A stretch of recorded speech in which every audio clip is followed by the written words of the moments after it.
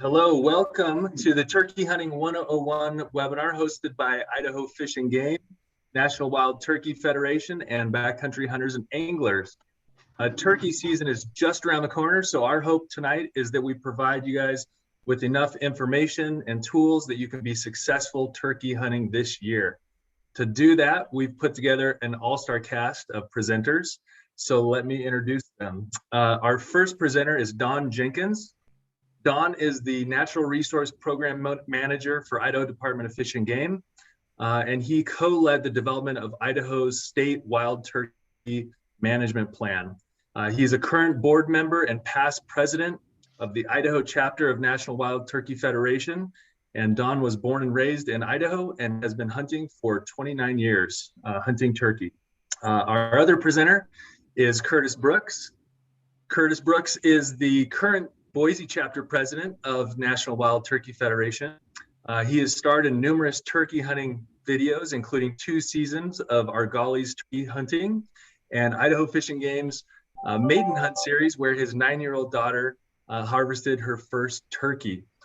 Curtis was raised in Idaho and has been hunting turkeys for 26 years. And my name is Ian Malapai. I work in the Communication Bureau with Idaho Fish and Game. I was also the state co-lead for Backcountry Hunters and Anglers and an avid turkey hunter, and I've been hunting turkey for 10 years. So a little bit about tonight's webinar. We've got a 1-hour presentation planned for you. Our hope, again, is to provide almost everything you need to know about turkey hunting. We will have a question and answer period at the end. So our hope is that the presentation will answer most of your questions. But if there is something that you do have a question toward the end, you can go ahead and type it into the Q&A, and you can find that in the lower taskbar on the Zoom webinar to go ahead and type in those questions. We'll do a Q&A for about 30 minutes and try to answer as many questions as we can. So without any further ado, let me get this presentation started and we will get rolling.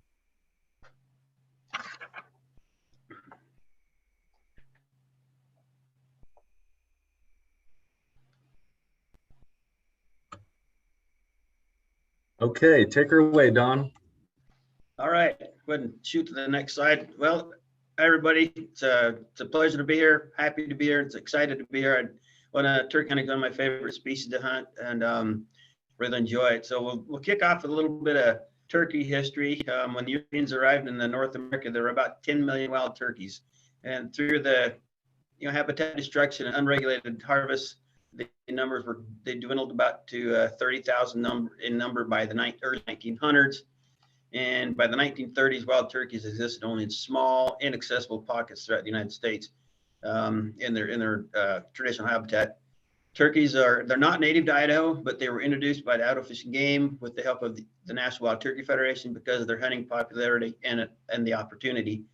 So Idaho wild turkey population is currently about estimated between 26,000 and 55,000 birds.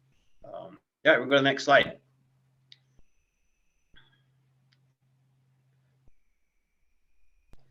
So our first turkey transplant was introduced in 1961, close to Slate Creek. It's around Whitebird, Idaho. It was the Miriam subspecies. And so far, we've translocated into the state about 90% Miriams, and we also added some Rio Grande and Eastern subspecies. And many of these birds were introduced in close proximity, especially the birds up around Whitebird, Clearwater, and so the birds have since hybridized. We're not sure to what extent, but there is hybridization going on. And so something I like to refer to as our Idaho mountain turkey. They're bigger, stronger, better. They run faster. They fly farther. So you know the story. So as our turkey populations grew in these areas, they were used to transplant to other locations throughout the state where there was suitable habitat. Our turkey season in Idaho was the fall of 1967. It was a 6-day or 16-day controlled hunt for either sex turkeys in portions of the Clearwater and Southwest regions. So again, around that Slate Creek, maybe down as far as Riggins, the South Fork of the Clearwater country. So yeah, not not a lot of birds, but our when they had that first season, but our birds have grown substantially from 1967. So we have turkey hunting in all 7 regions of our state, our fish and game regions, which is Panhandle, Clearwater, Southwest, Magic Valley, Southeast, Upper Snake, and Salmon regions. So pretty very expansive bird population been going on. Okay, let's go to slide number 4. We're going to talk about some of the regulations. So we're hoping to just give you folks a broad overview. Just dip your toes, get your feet wet. Just some of the basic things.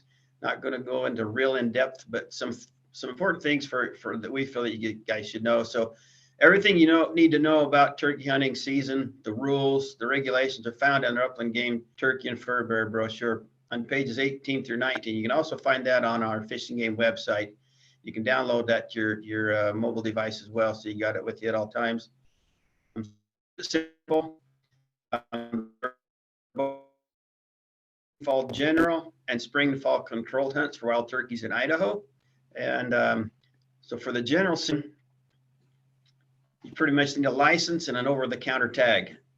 An exception to that is what we call our passport. So if you've never hunted in any state, in any other state before, you may purchase a passport and a tag, but you also must be accompanied by a mentor, and that's a 1-year only deal. Now, there's an exception to that. If you're 8 or 9, you may also purchase a passport and tag and must have a mentor with you. But once you're 10, then you're required to complete your hunter education and then purchase your license tags. That's to give the younger folks, get them into the hunting to see if they want to really do it before they put the time into going through the hunter education program and going that far. So our next, the other type of hunt, as I mentioned before, is our controlled hunts. They're a lottery type drawing, and the deadline for the spring control hunt has already passed, so we're not going to focus on that. We're going to kind of focus on our general season we got coming up, which actually starts tomorrow for a youth. So our general season opens May 15th and runs through May 25th. The general youth only turkey season opens a week earlier, which is tomorrow, April 8th. So that gives the youth a whole extra week to themselves without competition from the adults and the rest. And that does not mean that the youth cannot hunt the remainder of the season. They get to hunt April 8th through May 25th. So they get an extra week on top and hopefully get out there and get some good experience and before everybody else gets a crack at them. So as far as our spring bag limit, it's 2 male or bearded turkeys per season, which of course requires you to buy 2 tags. So that's the basic, kind of the very important stuff that you need to know. The rest of the rules and regulations are in that brochure on pages 18 to 29. So make sure you go over those. And if you have any questions, make sure you call your Fish and Game regional office or your local conservation office if you have those numbers, and make sure you know what the rules are, you understand it before you go out in the field.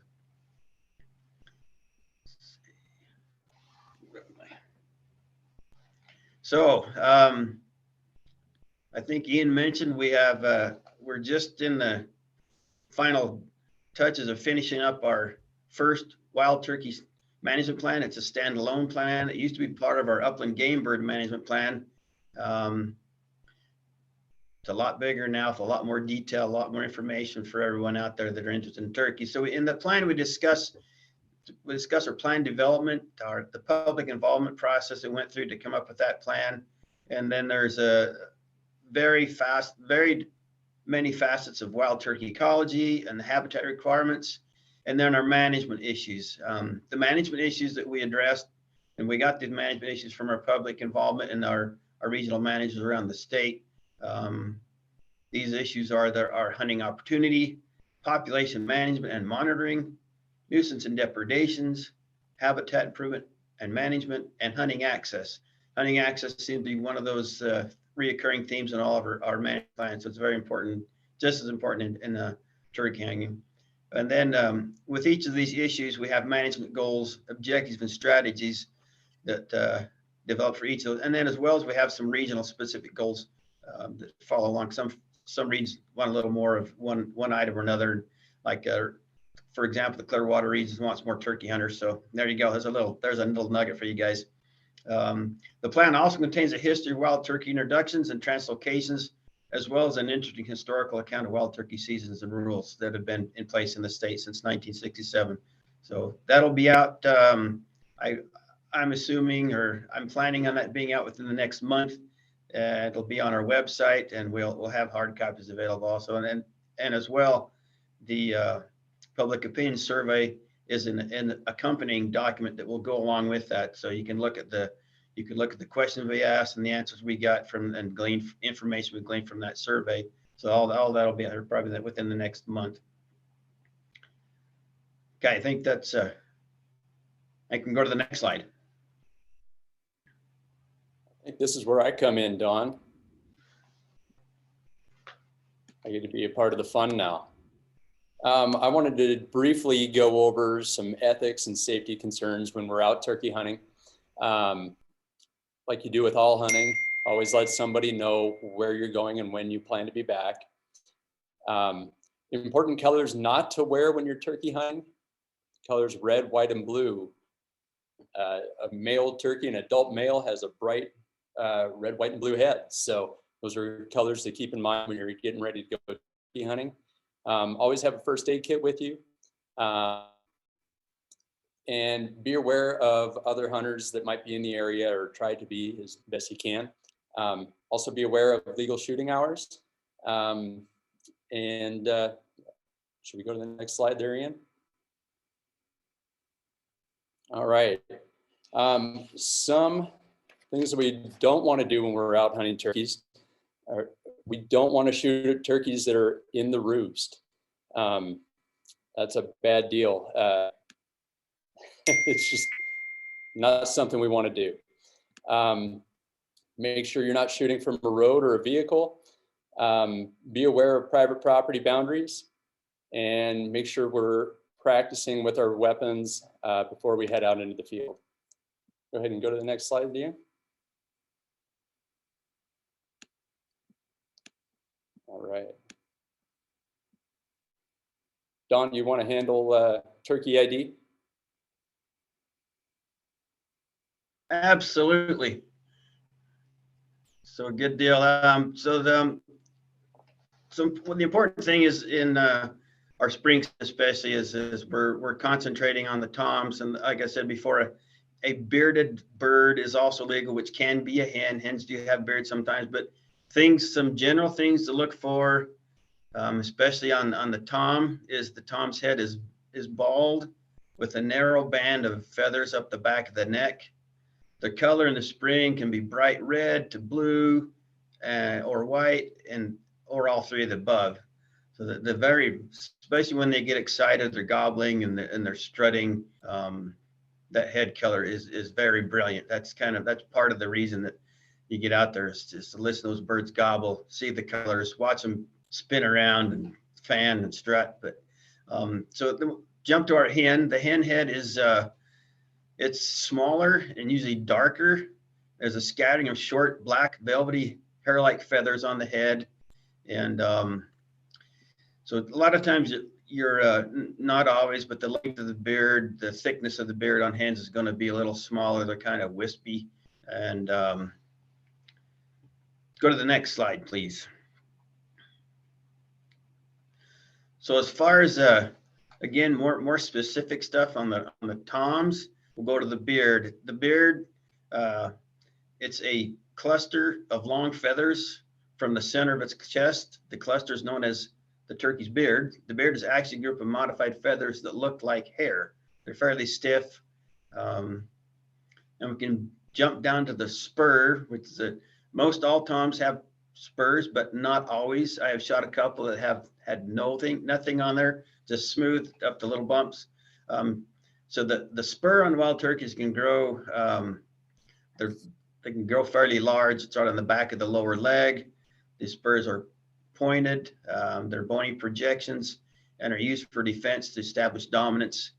And the spurs can grow up sometime to be 2 inches in length. And that's mainly on those, sometimes those reels. And even if you get back down into Florida where the Osceolas are, those are really long spurs. But, our Idaho mountain birds, they're probably, I've seen them up to 1.5 inches, and an inch and 5/8. That's pretty long for an Idaho turkey. And then the head, again, the male turkeys have that particular fleshy growth on the neck and the under chin and above the beak. The one in the throat area right there above the feathers is called the caruncle, and then the wattles, the wattles is right underneath the chin. And the snoot is the little fleshy flap that lies on top of the beak. In the calm state, they remain gray or blue, and if angry or during courtship, they get wrapped up the neck and head become bright red. Or said, you can see this Tom on the picture, it's got some blue and some white on top of the head also. And then the hen on the right hand side, you see she is more of her feathers are more of a light color. If you can look at those close, this one doesn't really show that, but there's typically a white buff edge on all those feathers on the breast, and which is opposite of the tom. The toms have their dark, almost blackish feathers all the way out to the edge on those feathers. The head again on the hen is much darker and it's smaller and has those little hair-like velvet feathers all over the head to go clear up. So it's a little more, you can say a little more hairy, if you will. So, and then if you look on the hen there, this hen particularly has no beard, but that's not always a given. And then if you look on her lower leg, you cannot see a spur. I have seen some hens that have had up to 1/8 inch spur, little nub on there. It's kind of a rounded bump. So yeah, all genetics are a little different, but generality, that's what we're looking at. Hens don't have much of a spur. Most hens don't have beards, and their heads are a lot darker and smaller and hairier looking like. So, okay, I think we're on to the next one. So as far as a juvenile male, that's called a Jake, and they typically, again, you can see their feathers are a lot darker than the hen, and their heads look very similar to the adult tom. You got the beard, which is on the Jake is much shorter, and the head again is colored. It's about the same colorization, but it's going to be overall size a little bit smaller than your adult tom. And then you go down to the spurs, and the spurs are like, you can barely see them on a couple of those legs if you look really hard. And the other thing about a Jake, when it has its tail fanned out, you'll see those center feathers in the right-hand picture. The center feathers are a lot longer than the outside feathers. Those are adult feathers. It's molted the juvenile feathers. The juvenile feathers that are still on the outsides of those adult feathers. So you always, on a Jake, you'll always have that center ridge of feathers will be taller or longer than the outside feathers. And you can even go to like what they call a magnum Jake. It's just a Jake that was born earlier in the season, and those longer feathers go further out to the sides, but there'll still be a couple of smaller feathers on each side of that. And the beard length can be anywhere from just barely protruding, or maybe not even protruding from the feathers. But to be legal, you have to be able to see that beard. And I've seen Jakes with up to 5-inch long beards as well, where your adult tom's going to, it'll typically have, can be up to 10 inches, sometimes a little longer, sometimes shorter. Sometimes they're broken off because of some nutritional deficit during the year. They get weak and they break off. And some people call it beard rot, but a lot of times it's just a deficit in nutrition. And you'll see little lines through the beards. If you see a line of light color, that's what that is. So yeah, I think we've kind of covered the difference between the toms versus the juvenile males and the hens. So, all right, I think next slide. No, sorry. And there you go. There's the bearded hen again. If you look, you can see some of that white buffy color on the feathers, on those breast feathers right there by the wing. You can see that long wispy beard. And if you look on her, down on her legs, she has some little spurs, very small, minute, but there are spurs there. So there again, just because it has a beard or just because it has spurs doesn't mean that it's one sex or the other. So you need to look at the whole picture all together, look at everything together before you make that decision, especially in the spring when those seasons are tom or bearded bird only, which in this case, this would be legal bird. Myself, I don't like to shoot bearded hens because they're the actual producers of more turkeys. So I always wait for the Tom or a Jake to come by, and I don't have to shoot a Tom every year. I love hunting turkeys. If they gobble and strut and come in, do their thing, Tom's just as good enough for me. So, all right, I think for next one. Turkey hunting equipment. When we're talking about equipment that's needed, you know, obviously we want to make sure we have our hunting license and our tags. Do we have another slide there, Ian? We can start going through clothing things. Tags and equipment, and we want to make sure we have the right clothing as we go into the woods. Turkeys rely on their eyes to survive. So when we're going into the turkey woods, we want to make sure we're wearing our camouflage from top to bottom, even wear gloves and a face mask. Be prepared for the weather, because typically, you know, April, May, here in Idaho, we get all sorts of weather. So make sure you're ready for that. And comfortable shoes that you can hike in. Something that I like to carry with me is a little bit of bug spray also, because on occasion mosquitoes can be out there. So let's go ahead to the next slide. Weapon. So in Idaho, we can hunt turkeys with just about everything, but I think more commonly we're going to be hunting them with shotguns. There are lots of different options out there. I think most commonly people are hunting turkeys with a 12 gauge or a 20 gauge. And one thing that we're looking at doing is when we're hunting turkeys, we're trying to shoot them in the head and neck area. So we start to talk about or think about our shotgun chokes and what our shotgun pattern is doing. For beginner hunters, I always recommend patterning with a modified choke. So that's going to cast a wider pellet pattern than a full choke. A full choke, you'll hear lots of folks talk about using a full choke when you're turkey hunting. And what you're doing is you're condensing that pattern. But for beginner hunters, I like to just let people know that a modified will work just fine. When we're shooting on average about 15 to 20 yards, we want to give ourselves as much room for success as possible. If we're going out with a shotgun, we want to make sure we have our ammunition. There are lots of ammunition choices out there. Anymore, we're seeing a lot of turkey hunting specific shotgun shells. Those are not necessarily required. You can just grab a fistful of your pheasant loads. Do make sure that you're going out and practicing and patterning your shotguns. So when you grab your shotgun shells, take a still target, a piece of paper, out to the field and shoot that piece of paper. I like to step it out from about 15 yards and then shoot again at 20, 25, and 30. And then I have a really good idea of what my shotgun pattern looks like as I'm practicing. And then when you're in the field, you'll have a really good idea of, you know, how close that turkey is, and you'll know what your pattern's doing. Let's see, a shotgun does not need to be camouflaged.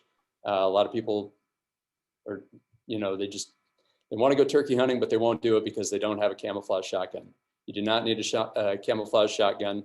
If you're going out with just our normal shotgun that's got a blued barrel, kind of shiny, I think putting in a little more thought on where you hide is going to be key. Always hide in a shadow. Next slide, please, Ian. You bet. Hey, and Curtis, can you also maybe just touch on shot size and what shot size is and what shot size you would recommend? Oh, yeah. Sorry about that. So the idea when we're turkey hunting is to put as many BBs into about a 3 or 4 inch circle as possible. So we want to try to go with a smaller shot size. I recommend a number 6 shot. That's my go-to. You can go a little smaller into 7.5 size shot, but I like a high brass or a heavy upland game load and in a number 6 shot size. Thank you. You bet. Decoys. Decoys are optional, and they can be somewhat of a safety issue to some degree. If you're hunting a heavily hunted area, I would hesitate on bringing a decoy with me. They are a great option to have with you out in the woods. The purpose with decoys is to take the turkey's eye off of you, the caller, and give them something to look at, and help draw them in. And there's a bunch of different varieties of decoys out there. I personally carry a hen decoy. I have all sorts of them. I always fall back on having just a regular head upright hen, and I deploy her on occasion only.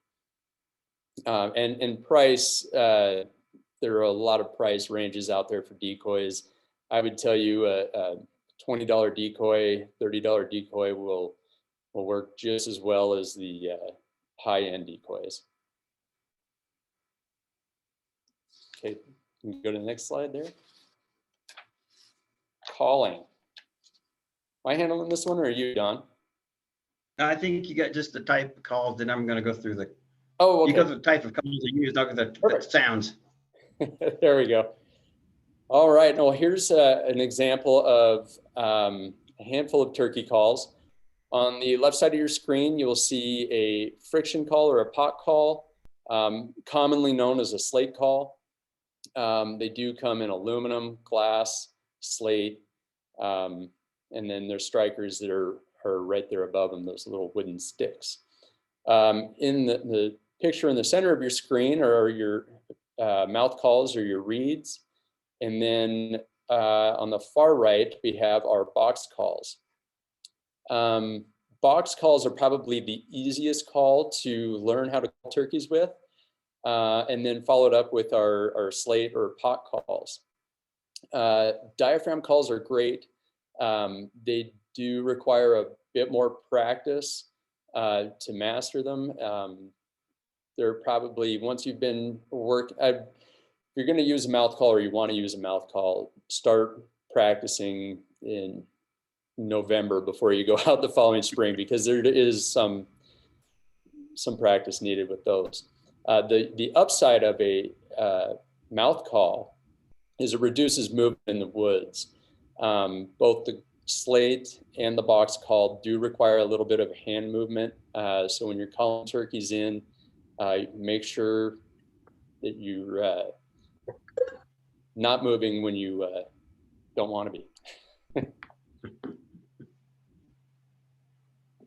Should we go into different types of calls? Yeah, sounds good. So yeah, one thing that Curtis mentioned is the movement. And that's one thing about turkeys, their eyes are positioned right on the side of the head. So they can almost see 360 degrees around. That's one of their main defenses. So as he spoke about the movement and the camouflage and the shiny things. I mean, if I went out there with my shiny head, I'd never kill a turkey. They'd see me a mile away. So I always have lots of camo on. All right, so yeah, we'll jump into the different types of calls that.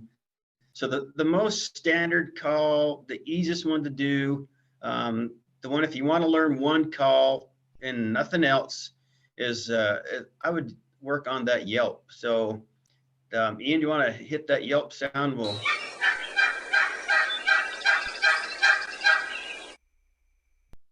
Awesome. So that one's so the pitch really doesn't matter to me. I think more the cadence. So just the yelp, yelp, yelp. Get that cadence down, the timing, and then when you do that, don't just stick to one set of yelps. Like it's got to be 3 every time.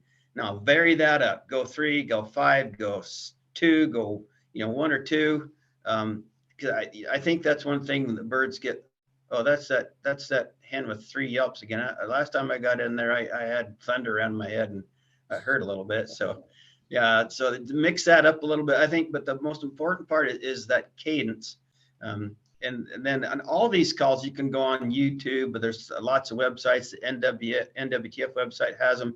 You can go on there and listen to real turkeys, and get that box call, get your pot call, your mouth read, and mimic exactly what they're doing. That's the best way to learn.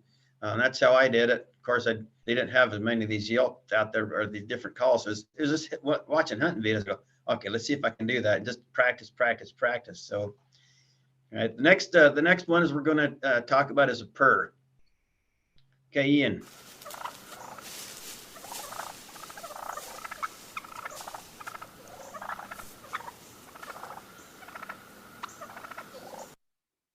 Nice.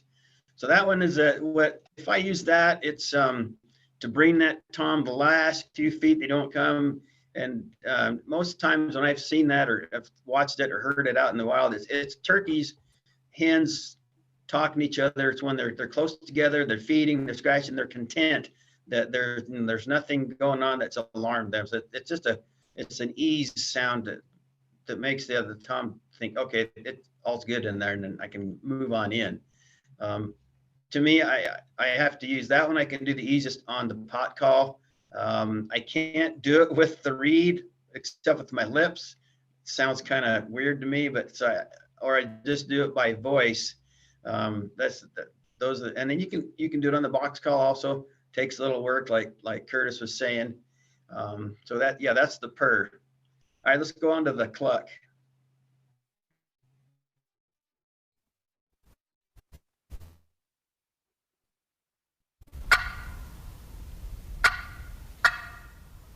Okay, the cluck is kind of like a single yelp, but it's shortened up, so it's not a long drawn out. It's kind of, you can think of like just a short little cluck.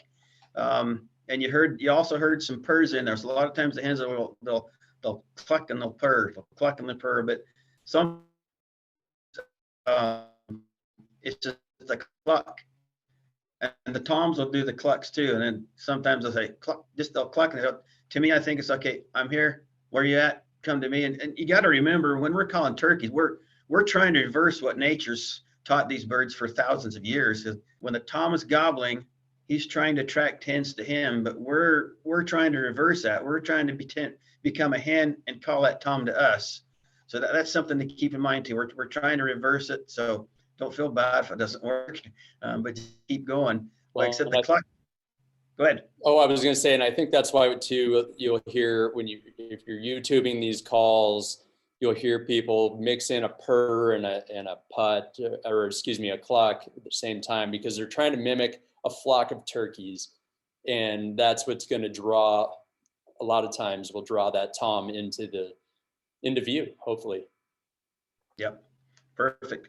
Yeah. And a lot of times, and then I know guys that have a lot more patience than I do. They'll sit down and do a single cluck and sit there for hours on end. And eventually the bird will come in.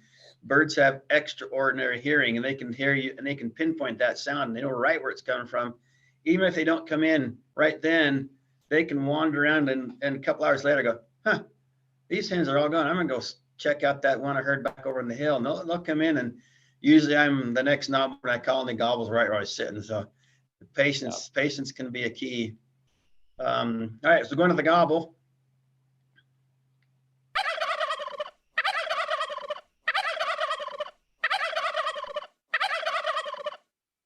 All right, that's a lot of us hunt turkeys, to hear that sound in the woods in the morning.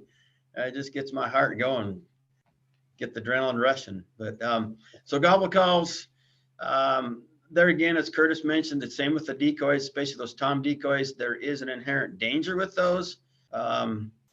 You gobble and folks think, oh, there's a tom over there, I'm going to go over and check it out. And they may come in, and they may not be as well versed as you are, and making sure of your target, what's beyond. They might see your decoy. So that's one thing. I don't use the gobble calls in the field. I do, however, keep one in my truck for a locator call, just to try to locate where birds are. Then I leave it in the truck because I know I'll be tempted to use it in the field. And it's just dangerous. And to me, it's not worth it.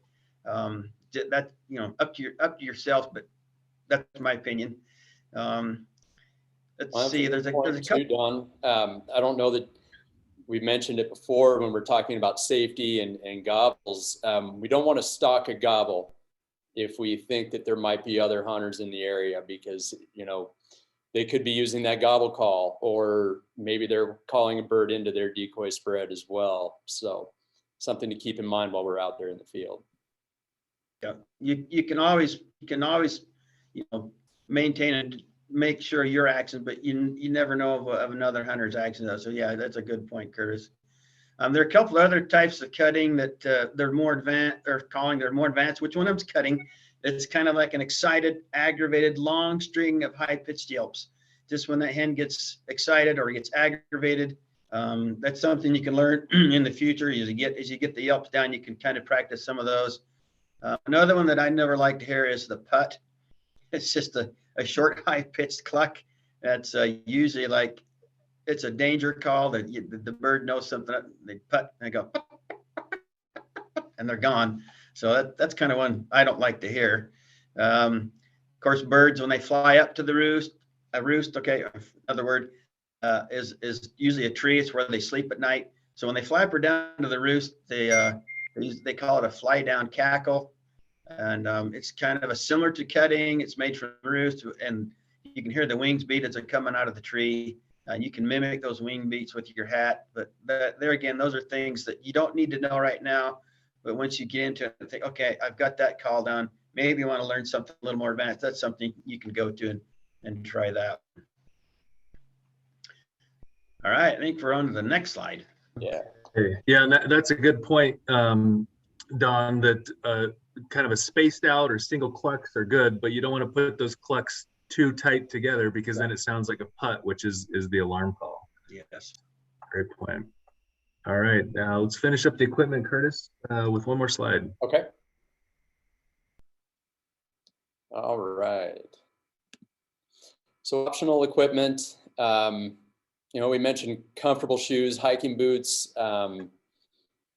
That's something that I'm a big proponent of. I like to put on a lot of miles, so that I really stress to folks that I take hunting.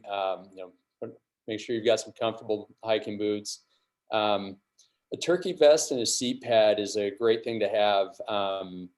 Sometimes these toms, if you do strike a bird, they will take their time, and seconds will turn into hours on your, maybe not hours, but, you know, long minutes. And a seat pad does make the wait a little more tolerable. Something I never leave home without is a pair of binoculars. I mentioned bug spray earlier. Make sure that you are well provisioned with food and water. You never know how long it'll take. Plan to be out all day is something I highly recommend. I hear too many stories of guys going out in the morning, and if it didn't work out in the first couple hours, they go home. If you stick it out, your odds of success will go up. Make sure you have a camera, because once you do kill a bird, you will want to take some great photos like the picture in this slide. Blinds are optional. If you know there's several different types of blinds. I do like to carry it's like a retractable curtain kind of deal. It's a piece of camel fabric that's on telescoping rods that's probably 3 feet tall, and I can make adjustments. If I've got kids with me, I do like to have a blind, because there's just inherently going to be some extra movement, and a blind will help conceal us there. If you're thinking about using a blind, also think about, you know, weight and size and where the type of terrain that you're going to be hunting. I absolutely recommend them if you're going to be hunting in agricultural areas. You know, if you're up in the mountains, you may not need one quite as bad. But if you do have kids with you, a short little blind that can fold up small and put it in your pack is a great thing to have. Did I miss anything, Don? No, that's a good point, Chris. The blinds, yeah, you don't need them, but they come in handy, and especially for me in open country where those birds can see a long ways. Yeah. But, and like you said too, shade can be just as good as blind as a lot of things. Yeah. Don't sit out in the wide open sun. So no, I think you caught her there. And bug spray too. Like I say, I like to have that. It never fails for me. If I'm sitting there under a tree for too long and a mosquito gets under my mask and I want to make that last. It's one less thing to worry about. Yeah.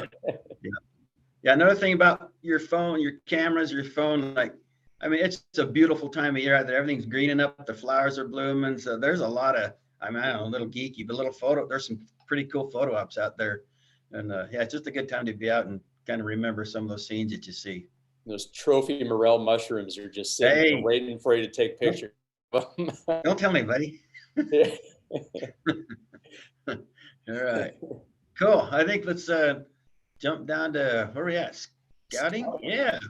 So scouting, it's never too early to start scouting for turkeys. Yeah, you can start yesterday, you're too late, but year round for me, where do I see turkeys? Keep that a mental note and just keeping that in the back. Okay, there's birds here. It's wintertime, they'll be here somewhere, but let's run to the next slide. So you got winter, spring, summer, fall, of course, and you're going to see turkeys all of those seasons. Wintertime, you're probably going to be more, it'll be available or visible. They're usually concentrated in bigger flocks due to, snow levels up high. They will migrate down to a certain extent. You'll see them around feed yards. Once spring comes, those birds are going to move back up with the snow level. They're eating green things. The green shoots are coming up and bugs. And then the hens too are going back up to where they know there's some good nesting habitat where they can brushy place where they can lay their nests, lay their eggs and nest and bring off the broods. And then summertime, they're going to be back around, kind of expanded. You'll find them a lot more place in the summertime because there's no snow, there's green, there's water, they'll expand out of ways. And then the fall, they're going to start coming back in to be limited. It's drying up. They're limited more to food. They'll be, a lot of times they're concentrated around riparian areas where they're eating berries, buds off of the trees, and picking off the grass seeds of the grasses and other species that are out there. All right, jump to the next slide. So we talk about habitat back in our hunter education classes. Turkeys need it. So one thing we look for scouting, we're going to look for tall roosting trees. The roost tree is where they sleep at night.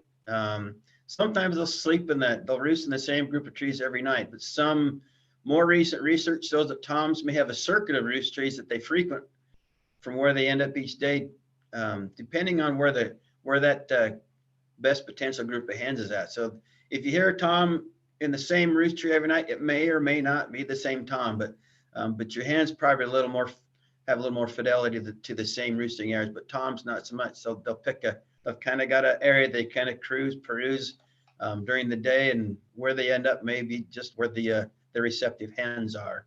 So one of the other thing is most of the gobbling you're going to hear is in the mornings or evenings with the toms on the roost because they're safe. They're safe.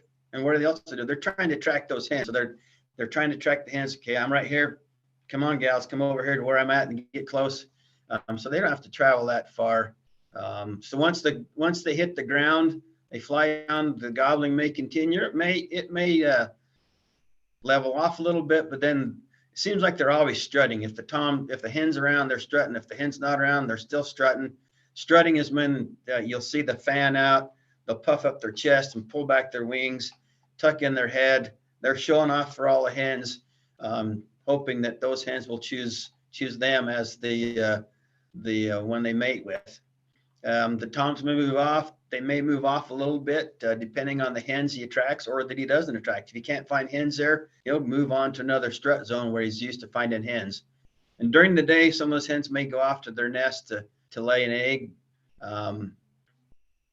And during that time, toms are going, hey, where'd all my girlfriends go? And they might get a little lonely and get fired up again. So that's another good time, midday or mid-morning is when those hens go to lay an egg, is to hit them again. Mid to late morning is my favorite. Yeah. So once they'll kind of move around during the day to feed and to loaf in the shade, just kind of take it easy sometimes and most of the day. And then towards the evening, afternoon, they're going to start moving back towards those roost sites. Got to put in a little biology here. The toms will breed as many hens as they can, to fertilize those hens' eggs, but the hen can store sperm up to 50 days. So just because she gets bred that day doesn't mean that she's going to lay an egg. She can store that sperm in there and then go and fertilize the eggs as she feels the need to. Once she starts laying eggs, she'll lay an egg about every 1.3 days, so about one egg a day. And once she has all the eggs she's going to lay, it's usually around 10 to 12, she'll start sitting on those eggs, and we call it incubation. And once that incubation period starts, she won't leave her nest except for brief periods to forage or to defecate or to get water. And she does not roost in the trees during that time period, so they're very vulnerable to predation during that time. And even after the poults, they'll stay on the ground with the poults for I think up to 12 to 14 days, and then they'll start roosting. And when the poults can get up, they jump back in the trees. So then we go into a shrubby ground cover. You can see in the background of this picture, you got a bunch of shrub and brush. You got a grassy meadow. So back up to the shrubby ground cover. That works for nesting cover. Also works for foraging for the tom, well, for all the birds. And then the grassy meadows, a lot of times that's where the birds will feed. It's where the toms will strut, the display area. And let me see, there's something else I was going to talk about. And water, they're typically close to water. They can't live without water. So they got to have water, some a pond or a stream or a seep. You may not be able to see that, but if there's a seep close by, just a green spot with a little water coming out, that's where they can water.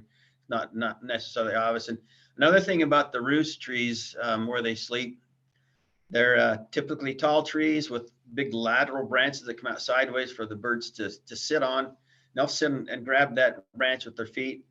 And when you harvest the bird, the tom, there'll be a notch right in the rest bone that you can see where they've been resting on that tree branch. These trees are typically below the ridge line, so the birds can easily fly up to that tree. A lot of times they'll be out of the wind. However, I've seen a bunch of these roost trees in the bottom of the drainages or even mid-slope. And it's kind of fun to watch those birds get a running start and fly up to they made it to the top. So yeah, but you're looking for big trees. Typically, the bottom of drainage or the top, just underneath the top of these ridges.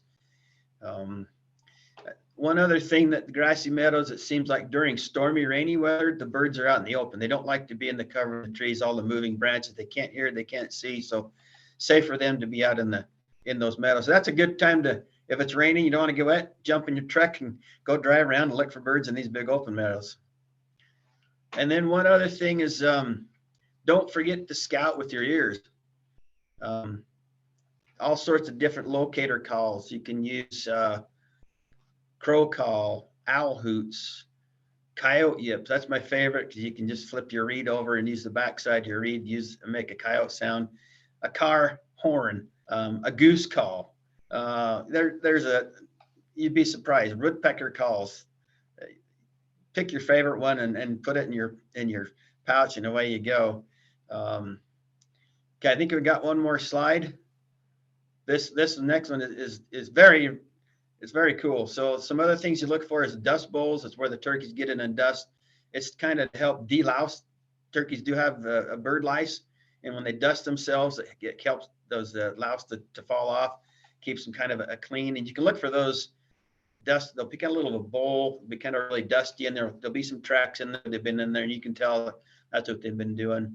A strut zone is where the gobblers like to display for the hens. You'll see their tracks, and you'll see their little drag marks as their wingtips are dragging in the dirt. That's a telltale sign there's a tom in the area. And then you can also look for where the turkeys have been feeding. They'll be scratching the leaves, scratching in the pine needles, or tipping over cow pies, eating the bugs off the bottom. Yeah, those are some other good things to look for. And I think we got one more slide. I think this is the most important one. You guys really, really got to know your poop. And I'm a little so you got different shapes. And so you look at the one on the left, that's a male, it's a J shape. And yeah, no April Fools, guys. This is real. Your females look like a pile or a little clump of bubble gum. So that's kind of the difference. And you can kind of tell your tom male tracks are going to be a little bit bigger, and your hen tracks are going to be a little smaller. But yeah, if you see these J-shaped poops, there's toms in the area. If you're just seeing the little round piles or clumps, that's mainly hens. So something to keep your eye out for. I think that's it on that side. Okay, last but not least is mapping. There are all sorts of different maps out there, satellite maps, habitat images. You can look on Google Earth. You can look on Onyx. We have a hunt planner on the Idaho Fish and Game website. You can look on that and add different layers as you want. You can add topography. You can add the satellite view, and you can look at it and go, oh, that's some cool look. That looks like it had some good openings, some good roosters. There's water, but that looks like mountain goat country. That's too steep. I'm not going to go there. So something I always keep in mind when you're scouting and look at these maps, say, in reality, am I going to go there? Am I going to be able to get into that stuff? Another good point is there's a bunch of apps out there, the Onyx, Hunt Stand, Base Map, Gia. There's a bunch of these that have ownership on them. You look at those, okay, where's the ownership? You might be going down the road in the winter. Oh man, there's a bunch of turkeys there. Look at that's private, but right back here on the backside, there's some public back there. Hey, and there's a road that gets you back there. So those are all things you can do ahead of the season. Like I said, I scout all year long for turkeys, and never too early to start counting. I think that's it on that one. Anything else to add, Gerda? I was going to say, as far as scouting, I really like to start my scouting right after waterfowl season closes. So the general waterfowl, because they're still in their winter flocks. Yeah. And I don't have much else to do anyway. So I start driving around and I look for those wintertime flocks and start to kind of mosey around, some of the areas that I'm curious about, or maybe I know there's birds there already, but I like that you touched on the wintertime flocks and scouting in the same slide there. Yeah, lots of birds, good time to see birds. So this next slide is for you folks that signed up for the webinar. You get a sneak peek. This is from our Turkey Plan Public Opinion Survey. And we surveyed the folks that hunted the fall of 2019 and the spring of 2020. And this is the results that we got back from that survey, hunter survey. Many of you may have taken part in that. If you did, thank you. As you can see, here's the percentage success rates of the folks that hunted in each of these regions. So you can look at you can go over even to salmon. They don't have a lot of birds, but they have birds there.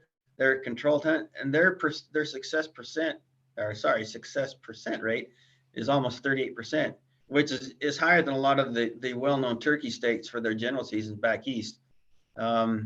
You want to look at where the higher numbers are. The Clearwater region is the percent success of the hunters that responded to the survey is 60%.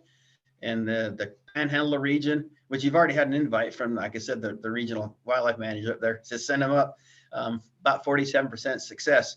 A lot of birds up there. They do have issues in the fall with birds getting into being nuisances, causing problems. So yeah, just another little nugget for you guys that tuned in tonight. So I think that's it for that slide. Very cool. Hey, and I might just ask, because I'm one of those procrastinators that I'm not out there scouting after duck season. So knowing we've got about a week till the start of general adult season, any tips on how you could scout right now? Would you be doing that from the road? Would you be hiking around? What are you trying to do with the locator calls, and can you scare the turkeys with a car horn, or what do you guys think about that? Yes and yes. I would scout from the car and get some boots on the ground and you can do that with your Onyx or your mapping system. Okay, this looks like it. Get out there and check it out. Is it or isn't it? Is there sign? Is there not sign? Locator calls, I don't think you can scare them. It's just more of what we call a shock gobble. Just something in the system that shocks them. The gobble is that they can't not. They can't stop, so they've got to gobble it. And it's just, I I don't think you can really scare them, but if I'm out hunting, not answering the question, but if I'm hunting, if I'm doing a locator call, I'll put it into the ground really quiet, the first one, just in case that bird's really close. And then if it don't answer, I'll just crank up the sound. But yeah, I don't think you can really scare them. I mean, you might scare them for a minute, but they forget about it in a matter of seconds, and they're more worried about where's that hen, where's that next hen than they are what was that noise. They'll gobble it, thunder, the goblet, just cows moving. So yeah, I don't think you can really scare them. And then just think back to where you've seen turkeys out throughout the year, over the years. Like, you need to go check that spot out. Yeah, and one thing that I like to do too pre-season is I like to do a turkey hunting mock-up where I'll get up bright and early and get out there in the dark, and I do a lot of listening, and I'm doing more listening and watching. Pre-season, I don't like to use a lot of calls. I don't want to educate. I have this fear that I'm educating every bird that I might come across. So I do more looking. I do a lot of sneaking around pre-season. But more than anything, I'm trying to find a high spot where I can hear a long ways, and then hopefully get a game plan going for the upcoming season. Doing that. Okay, great, thanks. That's a good point. Is those birds, are kind of in that season right now where they're going to be gobbling in the morning. So if you can get out and just find a good place where you can listen a long ways, yeah, that's a great way to scout. You don't necessarily need to see them, but you can hear them. Right. All right, well, let's get into some turkey hunting strategies, Curtis. Oh, I love it. So there's a few different strategies. I think we've got a slide to kick us off, don't we? Maybe. Oh, there we go. There's a classic morning hunt, what we see on TV Sunday mornings or whenever you're watching TV now, and a turkey show comes on. You roost a turkey in the evening, you set up in the morning, and then you're the first bird that flies down from the roost, and the tom hears you and he comes sliding in, and you shoot him. This is it actually is a really great way to hunt turkeys. So if you've gone out and done your scouting and you found a bird or multiple birds in a roost, if you can slide in close to that roost, but and then set up your decoys without being seen, it can happen. But always remember, roosted does not mean that turkey will be roasted. So make sure you keep your distance if you're going to creep up on a roost. Those turkeys are, they're 50 plus feet in the air. They can see a long ways. And if you're coming in the dark with a headlamp, they probably saw you coming. And I recommend staying back, 100 or 2 yards before you start setting up, and to see if that roost hunt will work for you. I think our next slide talks about the next approach here, Ian. The ambush setting or setup. So the ambush really does rely heavily on scouting and knowing the routes that your turkeys that you've been hunting are using. As you follow a flock of turkeys, you will find that they are using the terrain. And if you plan to hunt that flock of turkeys or that tom that's following the hens around, there's a good chance that you will find a couple of what we call pinch points, spots where you can slide in and just wait there. This type of hunting, make sure you have a seat pad because you may be waiting for a little while. Turkeys, they're just going to be doing their thing. And this requires a lot of patience. How about the next one there, Ian? There we go. Now, this one's my favorite, the spot and stock, or what we call running and gunning. I typically wait till just after first light, and I will listen. I won't call first. I will listen early in the morning. I want to hear those birds on the roost, and I'll wait for them to fly down. You can also, as you're doing this, use your locator calls, the coyote or something like that, woodpecker or whatever your locator call is. Once you have found a bird, Now you've got to try to figure out how to close the distance on these birds. And this is kind of a fun one because you will find that you're kind of playing cat and mouse with these birds. And that's what I get a lot of joy out of doing this with turkeys. And I mess up a lot of stocks, but that's part of the fun. But if you do close the distance, the next question is, okay, when do I set up and where? And this is going to be a judgment call. If you feel like the last time you heard that bird gobble at you was within, 100 yards, it's time to sit down and not move and just be ready for that turkey. When you are setting up, make sure you have something firm you can lean up against, a tree, a stump, or something, and prop the fore end of your gun up on your knee, and just be ready for anything. Again, turkeys are survivors, and they survive with their eyes. So anything you can do ahead of time before that turkey comes in to minimize your movement at the last second, that's what you want to think about doing. So propping your gun up on your knee and getting comfortable and ready for that bird to come in. If you have, before all this, so if you have time or think you have time to set up a decoy, now that would be the opportune time right before you sit down. And then you can, depending on how far that bird is, if he's close, a lot of times I won't do a lot of calling. But if you do feel the need to call, you can do that. And I would start to use those soft yelps. I think yelps more often than anything. That's the only call you need, like Don mentioned before. Yelps kill a lot of turkeys. So, did I miss anything there, Don?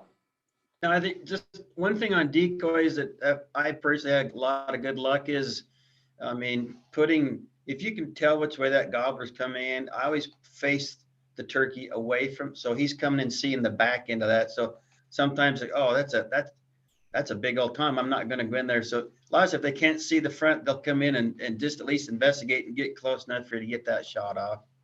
Yeah, well, and a lot of times those toms will want to show off, so they'll try to work their way in front of that decoy. So they'll put on a really great show for you as well. So that's a good point.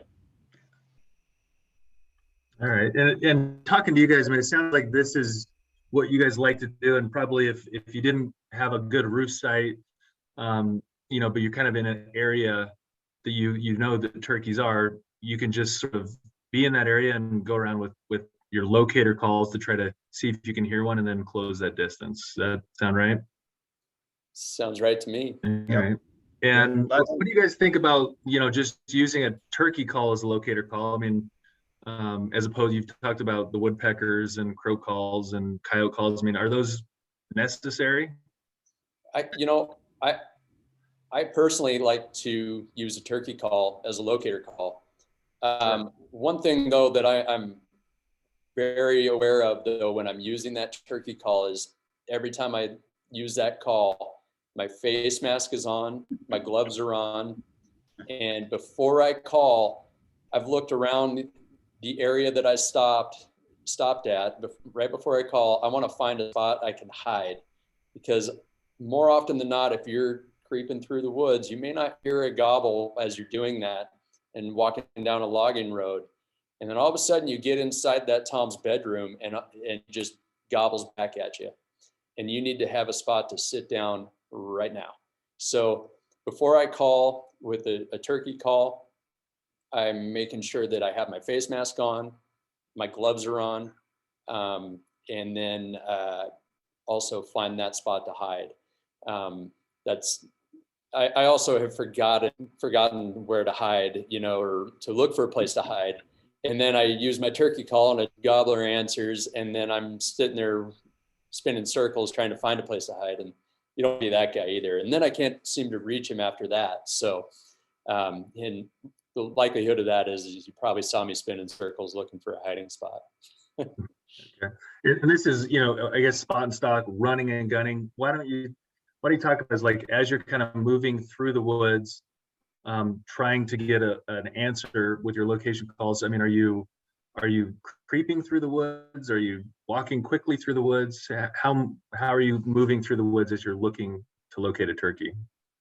I'm moving slow. I'm stalking through the woods. The other thing I'm doing too is I'm calling. Around here we have a lot of logging roads. I really like logging roads because they're quiet walking.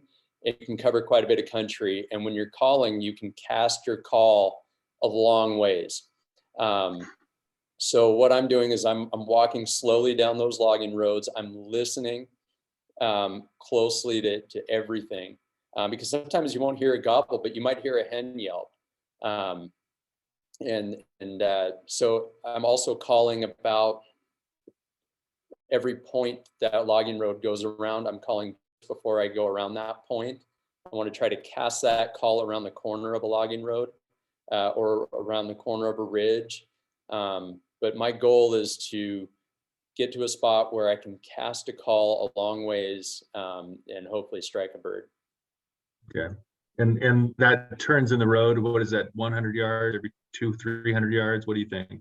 Yeah, every logging road's a little different, and anywhere there are logging roads, the terrain's a little different. But if I'm in heavy woods, I'll probably call about every 75 yards or so.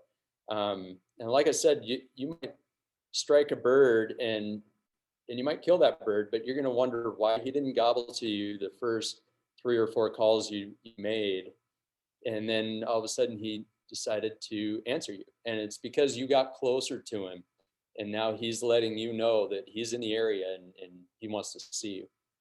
So I like to, there's this line that we're trying to walk where we're not calling too much, but also we want to make sure every bird hears us, and so they let us know that they know that we're in the area and we have an opportunity at that bird. Yeah. We're getting a lot of great questions, so I'll keep moving the slides, and we're on the Q&A. We got a few more slides, but good stuff, guys. Okay. Hey, yeah. You're up again, Curtis. Taking the shot. So you've had a successful calling session. A big long beard has come in and he's strutting his stuff around your decoy. You've limited your movement. Now where do you aim? And the most common thing that I hear is you shoot them in the head. And that's true. But when you have a turkey come in, oftentimes they are bigger than you think they are. And they're likely, especially if you have a decoy, they're probably on display. So they're strutting around. And the most common mistake turkey hunters make is right before they shoot, they lift their head slightly off the stock of their gun and they shoot right over the top of that turkey. So what I tell people, especially new hunters, aim for that carnuckle, or what I tell my daughter, the bubbles on the base of the neck.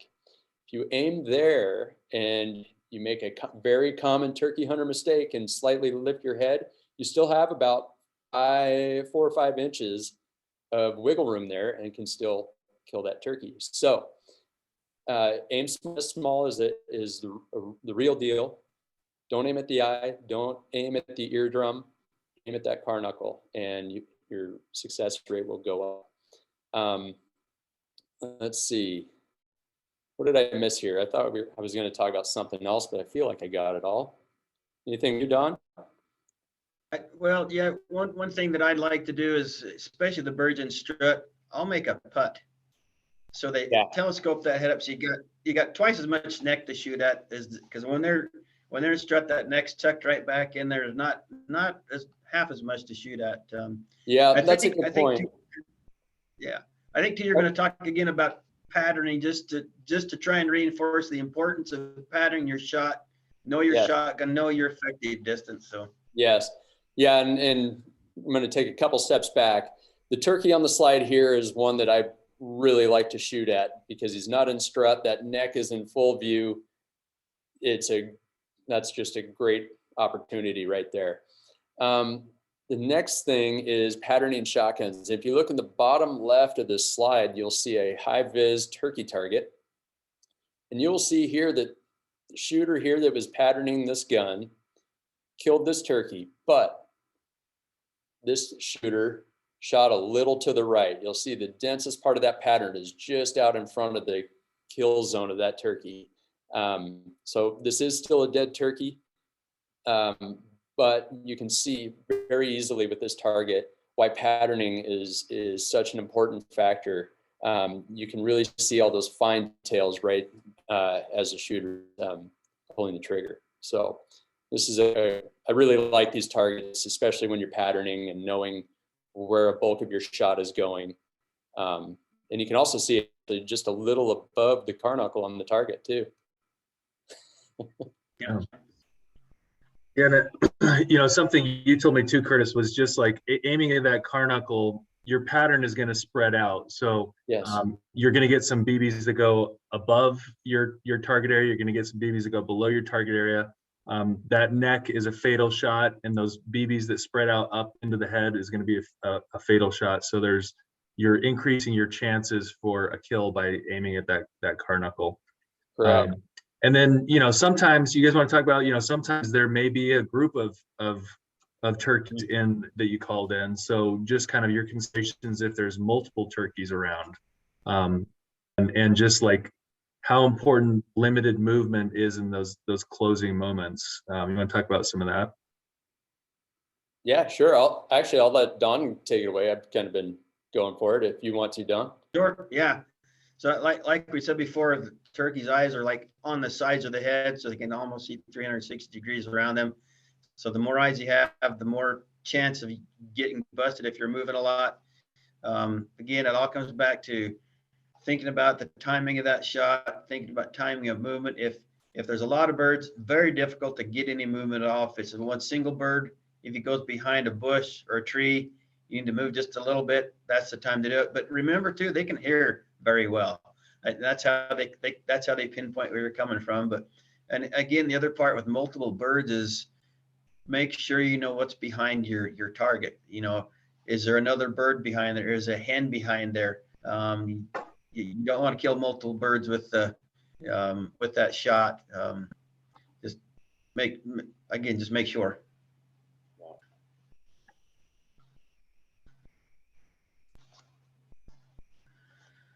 All right, looks like we had a successful hunt. So I want to talk about after your shot. So that you kill that bird, you walk up to the very first thing we all know you do is you immediately after verifying the bird is dead, is you put the tag on it. But something about verifying that bird's dead is those claws, those spurs, both can be very sharp. They can catch you pretty good. So make sure that the bird's dead. Some people walk up and stand on the head till completely motionless. Their instinct is to get away from danger.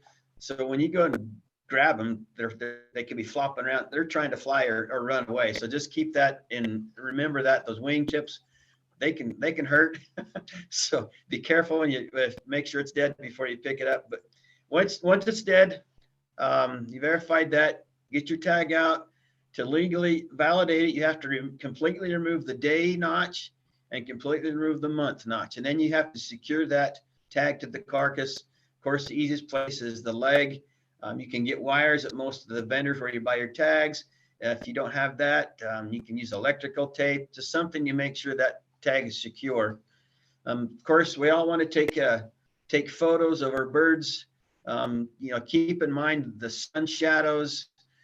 Take a minute to wipe away the blood, cream the feathers, make it look nice and pretty, spread those wings out, get the fan out. I like to, if I have a chance, I like to set it up on a stump or a log, and it just kind of shows more of those feathers. And that's, those feathers can have almost an iridescent feel to them, look to them.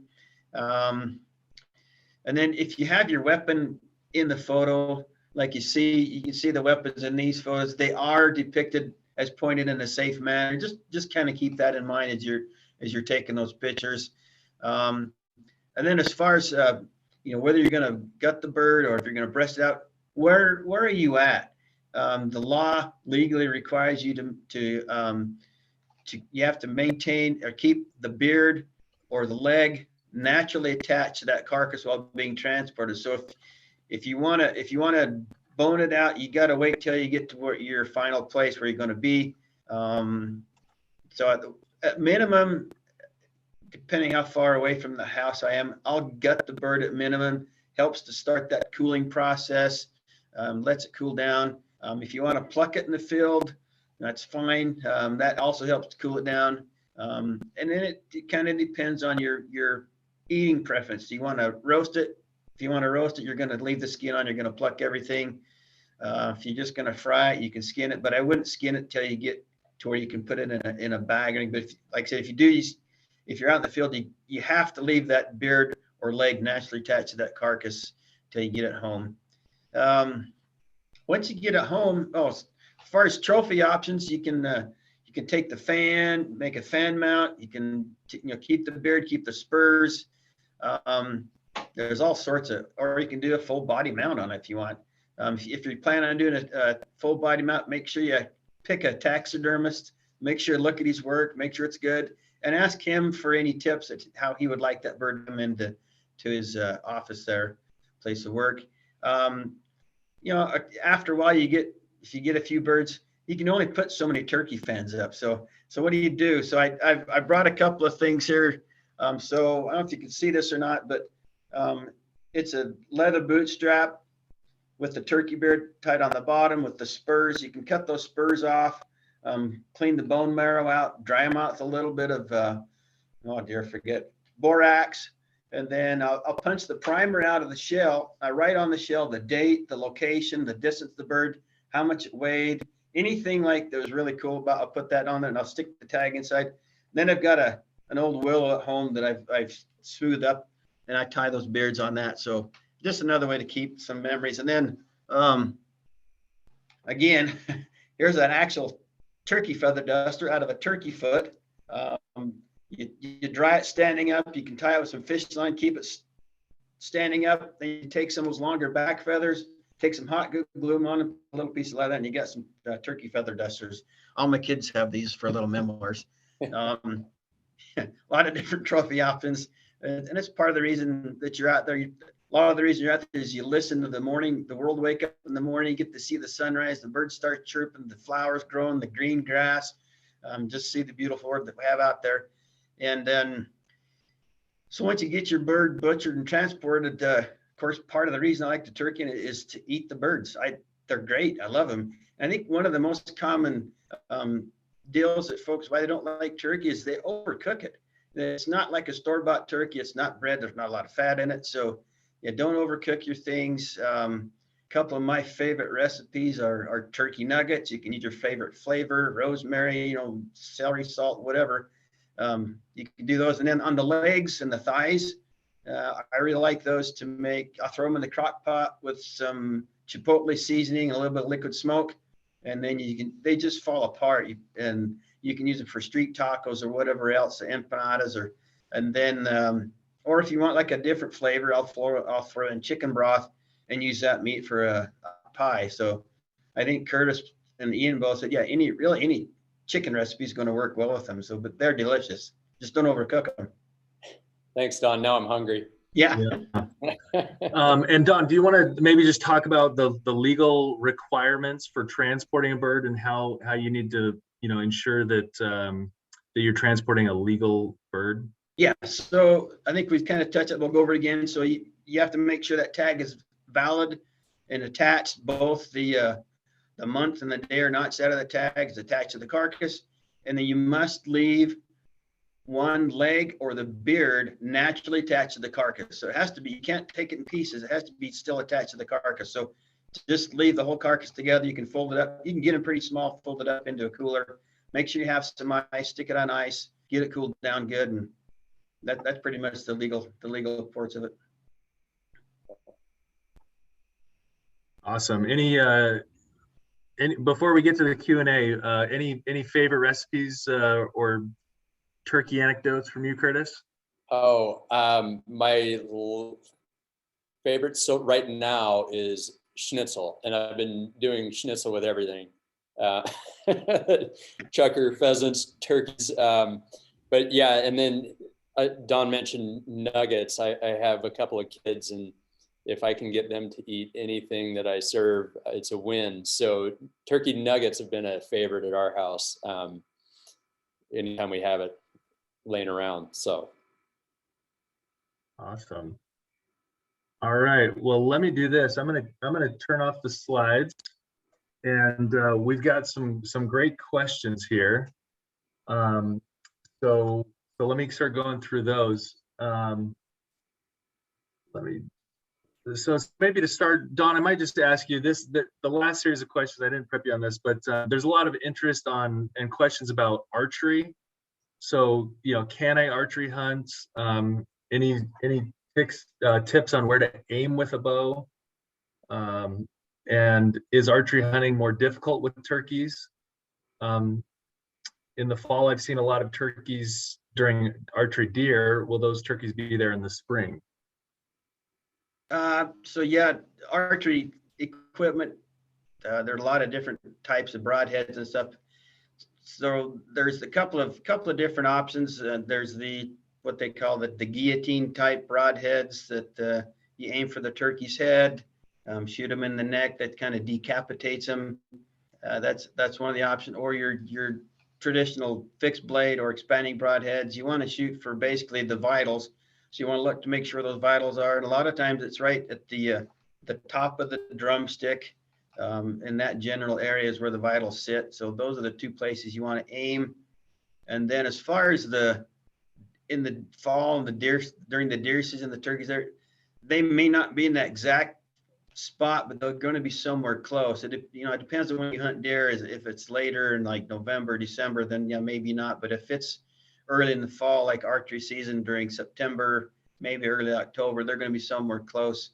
I would say probably within 5 miles of that area as a generality. Okay. And maybe one more, just touching on this archery theme. There's a question about some heard that you can hunt turkey with a crossbow now. Yeah, that was just brand new this year. The commission proposed it, I believe, last year. It had to be ratified through the legislature, and that process is complete. So yes, crossbow is now legal for turkeys this spring season. Okay, very cool. Maybe I'll shoot this one over to you, Curtis. So this one is talking about sights. Can you discuss sights on your shotgun? And then this person was planning on using a red dot. So is that legal? Do you have any recommendations or any discussion on sights for your shotgun? Red dot is legal and it's a great option. I don't have one particular favorite over another. Well, take that back. I did put some high vis fiber optic sights on my gun last year and to try them out, and I really do like them. I don't really care for there's an enclosed rear peep. So if you have your front sight out front, and there's a circular rear peep on some shotguns that you can mount. I'm not a huge fan of that because I feel like that can get in the way of everything else. It messes with my eyes a little bit. The red dot's an awesome choice. I haven't personally, I did use one 1 year. Again, I don't know that it's my favorite. I do like just the fiber optic standard shotgun sights. There's some folks that will use scopes on their shotguns. I don't have a problem with those. Again, I'm not a huge fan. I do a lot of upland hunting, and so I just generally grab the same shotgun I'm using when I'm upland hunting and do a choke swap and go turkey hunting with the same gun. So I hope that answers the question. Yeah, thank you. All right, Don, we have a question here that I think you'd be great for. So does Idaho Fish and Game do anything to organize private landowners who want depredation of their turkeys on their property? So can you answer that question and maybe explain what depredation hunts are? Absolutely. So yeah, there's a couple of ways we do that. If you, in the regulation booklet, there's I forget which page it's on, but it's in our big game regulation booklet and in our turkey brochure. There's a depredation hunt page. If you can apply for that. You put your name, your license number, your information down there.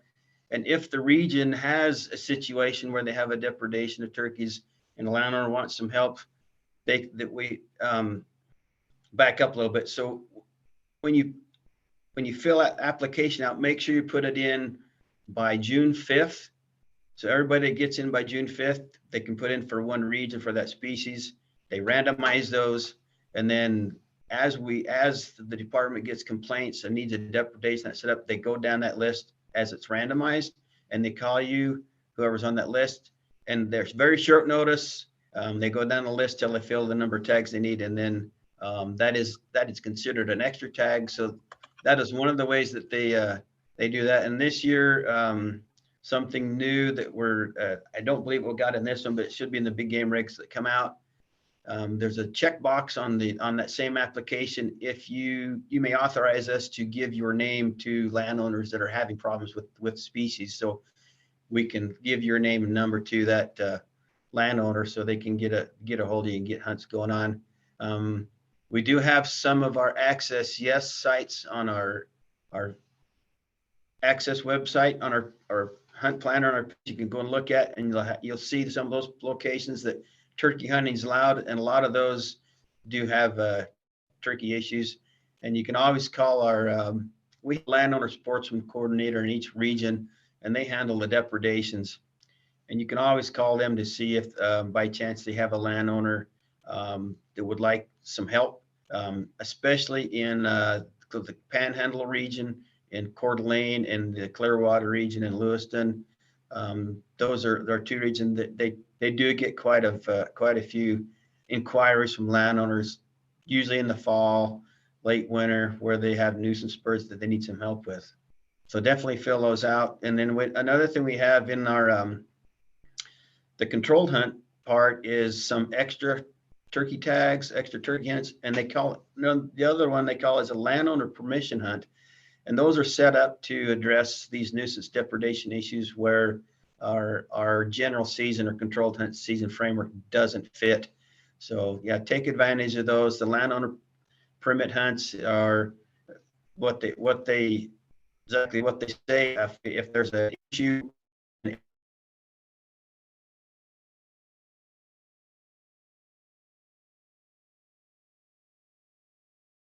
area, they have the hunt set. If you land within that hunt boundary, you can talk to them and say if they have the voucher. If they give you a voucher, you run it down to the game office, get your tag. Simple as that. So then you can hunt that season. So that's a couple of different ways that we address our depredations. Okay, thank you. I might throw this out to both of you guys. There's a question: how do I know when it's time to switch up my calls or calling? When one's not working. I like to take the temperature. If they're not answering something, I'll go to different call. If you get a gobbler going and all of a sudden he's just not coming in, that might be a time to get up and sneak out and move and come back in a different direction and make you think there's another hen. But yeah, you just got to take their temperature, and a little bit of experience goes a long ways. But patience is also is a virtue. Yeah, there isn't an experienced turkey hunter that I know that doesn't have a kitchen sink, so to speak, as far as calls go, with different varieties, things like that. But I also wondered too if he isn't asking when you change the call as a bird is coming in. If that is what he's asking, I will always start out with a yelp, and I will use that yelp almost the whole time. Now, if that bird hangs up and it sounds like he's close and I just can't see him, I will get that friction call out, or the pot call, and I will start doing those purrs and clucks. And I want him to think that there's a couple of hens over here where I'm at. I've even gone so far as scratching the leaves or the ground, the pine needles next to me. of course you want to watch your movement too. So you got to kind of gauge how far away this turkey is. But again, like Don's saying, you almost have to suss them out a little bit as you are calling these turkeys. But generally, a yelp is really all you need. If you feel like you need to, I always, a joke, I call it sweet talking them a little bit. Little purrs and clucks, that'll draw them in all the way. So I hope that answers this question. I think so. And then another tip too is if I can get a hen talking back and forth, I'll mimic that hen. A lot of times it just irritates them. They'll come in and say, "I'm going to kick your butt," and they'll drag the tom along with them. That's another little trick. That's a great note. I mean, if you can mimic what's already out there in the wild, I mean, just have a conversation with the hen. I love to get a hen started, and some of those hens are really bossy. And they will start yelling at you with yelps. And if you can start yelling back at them, you almost get a little fight going, I guess, a yelping fight going. And man, I've had instances where I never did hear a gobble, and I started calling a hen just because it was, killing time and it was fun. And all of a sudden a gobbler just rang out, and then it ended up killing that tom. So, mimic what's out there. All right, thanks. I'm going to throw this one at you, Curtis. I'd like to find a hunting mentor. Any suggestions? Oh yeah. Well, I think the best place to look is to look into a conservation organization. National Wild Turkey Federation has an awful lot of mentoring opportunities. Backcountry hunters and anglers. There are all sorts of chapters and organizations around town here, or all around the state, actually. If you're looking at the National Wild Turkey Federation specifically, I'd encourage you to check out nwtf.org, and you can go into local chapters and scroll down and find your state, and you'll find a chapter, and then there'll be chapter information there. You can start going that route. But yeah, a conservation organization is a great thing to get involved with.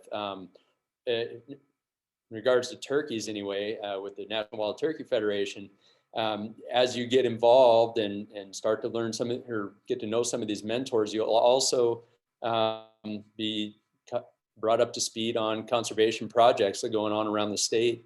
And a hot tip, Turkey Federation isn't doing any habitat projects where turkeys don't live. So that's a great segue, because I know the National Turkey Federation has been super helpful in a lot of the habitat restoration and even introduction of turkeys. So Don, there is a question that says, interesting that the initial install of turkeys decades ago corresponds with success rates. Any plans to expand distribution to other regions if they to get those objectives if they aren't established already in other units? So maybe just talk about, are we continuing to try to expand turkey across the state? Yeah, so if you look at our wild turkey management plan, there are criteria that need to be met for for habitat types and other social factors if we're going to transplant turkeys into new areas. We just recently transplanted turkeys out of the Pocatello area into the South Hills to boost that population there. But pretty much, there aren't a lot of habitat places in the state that will support turkeys without supplements. And that's something that the department and the National Wild Turkey Federation does not want to do, get into that business of having turkeys where you have to supplement them throughout the year. So we'd really like them to be on their own and make it without any help. So that's kind of one of the main criteria. Don't know that there might be some areas that we that come up that maybe it could be, for whatever reason, the population of the birds is dwindling. They might just need a boost, a new genetic boost in there to help that population grow.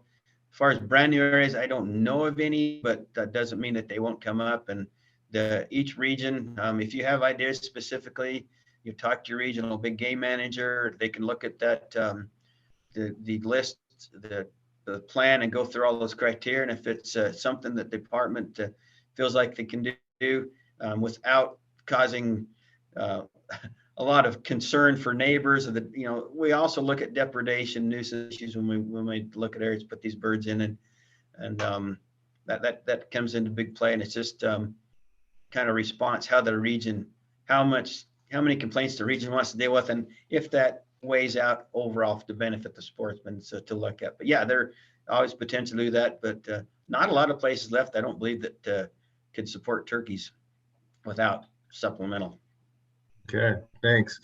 There is a question here. I'll just answer it. Will this be available for future viewing? So yes, we will have this posted to the Idaho Fish and Game YouTube channel to refer back to in the future. Curtis, one for you. How do you choose the elevation to find birds, and are there factors at play other than the snow line? Well, that's a good question. I don't know that I look for a specific elevation necessarily. Generally, if I'm scouting, I'm looking for those wintertime flocks, and they will move down a little bit based on feed and cover availability. But I used to do a lot more scouting than I'm able to do now. But when I was always looking at those wintertime flocks when there was snow. And I always thought, okay, as the snow disappears, then, you follow the snow line. I don't know if there's a good elevation to start or stop at. I can tell you, they're probably not in your classic big buck country. I haven't seen many up there, up that high. I don't know what elevation that would be, but I was hiking around Bogus Basin and saw them up right around the top of that. So, was that 5,000, a little over 5,000 feet. I hope that answers your question. Yeah. Yeah. Let me shoot you another one. And then we'll go to Don. So this one, how do I get a second turkey tag? Oh, just go buy one. Yeah, perfect. Yeah, you can buy two. You don't need to wait until you harvest the turkey to get your second tag. You can actually just go ahead and get a second one. Well, I think the rules, and maybe Don can speak to this, back, I don't remember how long ago it was, you had to wait until you harvested your first turkey, and then after May 5th, I think it was, for a period of time, then you could buy a second. But now you can buy two when you buy your tags, and start hunting two. You can kill two birds in a day. I recommend to everybody to buy two tags because you never know when you do call a bird in. There, a lot of times there's usually multiple toms coming in together. So, and also it's a great thing to have just in case there is an oh no scenario that happens and two toms are killed in one shot. All right. And if you did have two turkeys, you could line up two if you wanted. Or if you had two turkeys, you might be wishing you had that second tag. That's it. And you just shoot that one and say, man, why didn't I have that second one? I see more disappointment with that being the case, where they have one tag and there's like three birds that come in, they shoot one and the other two are sitting there looking around, Yeah. All right, Don, here's another one for you. Are all WMAs open to turkey hunting? Yeah, all of our WMAs are open, but all of our WMAs don't have turkeys. So get on our website, look at the WMA in particular you want to visit and see if the turkeys are there. And then the second thing to do is to make sure there is an actual turkey season where that WMA lies, or is it a general season, or is it within a controlled hunt boundary? Great answer. All right. How is fall hunting different from spring hunting? Well, they don't gobble as readily. Fall seasons, the department has many to control populations. So the fall season, we do take any turkey, that's so we can take some hens to keep our balance, our numbers level. So we don't let them get out of hand. We have too many birds. Some places we have too many birds, but we have extra tags there. But yeah, so you can call them in the fall.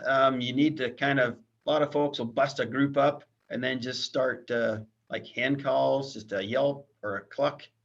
Sometimes if it's a group of gobblers, they'll do, you can get, so you can sound like more of a tom when you yelp, more of a low raspy yelp, and just do a couple of those. And eventually over an hour or so, they'll start filtering back into where they were, or where you busted them up. If you got hens and poults, a lot of these, what they call a kiki run, it's like a lost hen, lost poult call, talk, so you can talk back and forth to the poults like a hen, or you act like a hen and or poult and the hen mate come in. So yeah, you can call, but it's not, to me, it's not as action packed as the spring season. You don't get those gobblers just booming at you. It's more the more subtle yelps and clucks and stuff like that and purrs. Cool. There's a couple questions here, Chris. I'll have you go. It's about turkey senses. So you guys have talked about their eyesight, but you'd mentioned bug spray. So do you need to worry about scent? How well can turkeys smell? How well can they hear? Can you talk about some of the other senses other than eyesight? Yeah. So I'll talk about their hearing first. Turkeys can hear really well. So if they can triangulate I don't know how they do it really, but I've heard it discussed or talked about as triangulation.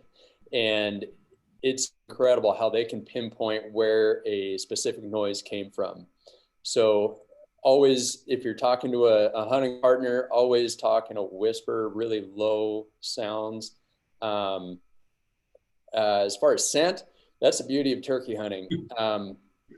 They're not going to smell you. If they can smell you, they're already on top of you. So you're close. I wouldn't worry about scent being an issue, but eyes and ears, absolutely. You want to fool both of those senses. And I always said, if they could smell you, never kill one. That is the great part about hunting turkey, is you do not have to worry which way the wind is blowing. Yes.